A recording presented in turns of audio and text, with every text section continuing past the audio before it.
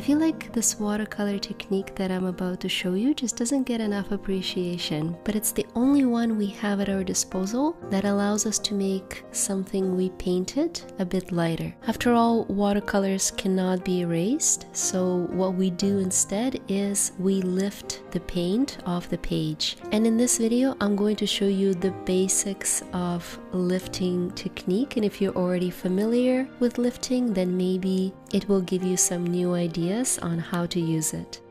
So let's say we have this cute sea animal sitting on a rock, and of course if you paint him with one pigment throughout, it will just look like a color blob without any shape. So maybe let's try and add some variation in tonal values first and see how far we can take it before we use the lifting technique. I covered the seal first with a light burnt sienna all over, and then some of my granulating gray from Schminke just in the center, so I get a little bit of lighter edges and maybe a highlight on his lower back. Now I will turn my paper block upside down and lift it a little bit so the paint can flow away from the tail, and continue building my values using wet on wet technique.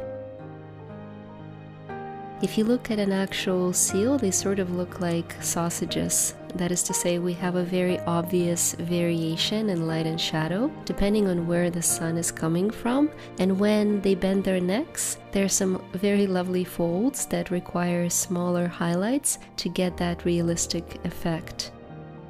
So I want darker values on the tail and around the neck, and we'll add more pigment there.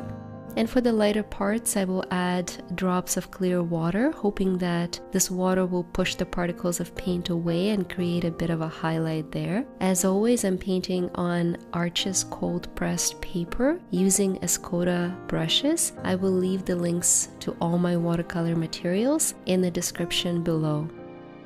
So this all looks fine, but it's not enough to capture all these variations in light and shadow, especially those lovely folds on top of his back, and this is where lifting technique is indispensable.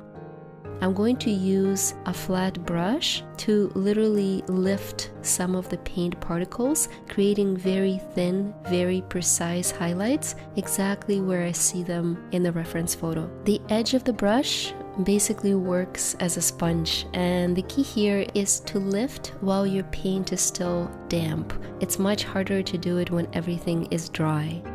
My second tip is to use a clean, damp brush for every stroke. As you can see, I clean my brush in the jar of water, then I tap it on tissue paper to get rid of all that clean water, leaving the brush damp, and I sort of shape the edge of the flat brush so it becomes like a blade. Then and only then, I put it on paper and drag it along the highlight line that I want to create. If you don't get rid of excess water by using tissue paper, this is what happens. Too much water on your brush creates a very large bloom, and that is not what we want to see. So let me fix it. And while I'm doing that, I'll mention that stiff flat brushes do work best for this technique. You can see if I switch to a round brush, it's just not the same. They don't lift as much pigment. I would go for a flat brush for this technique every time. And now let's add a rock. I'm just going to improvise using indigo and burnt sienna, maybe a few splashes of blue here and there, and we can once again use the lifting technique to create some highlights and texture on the rock. If you're enjoying this little watercolor process demonstration so far, please like the video. It's the best way to show appreciation for my channel, and of course don't forget to subscribe if you want to see more videos like this.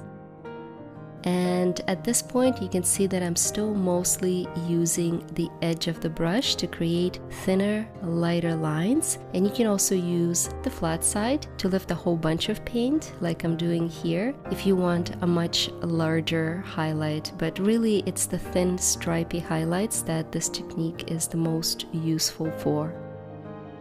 For a bigger highlight, I can just drop some water again, and because I'm very excited about salt technique since we painted the broccoli together a few weeks ago, I will drop a bunch of salt on the bottom of the rock and let's see where we've landed. I'm pretty happy with this result, so it's time to add some finishing touches, like maybe whiskers.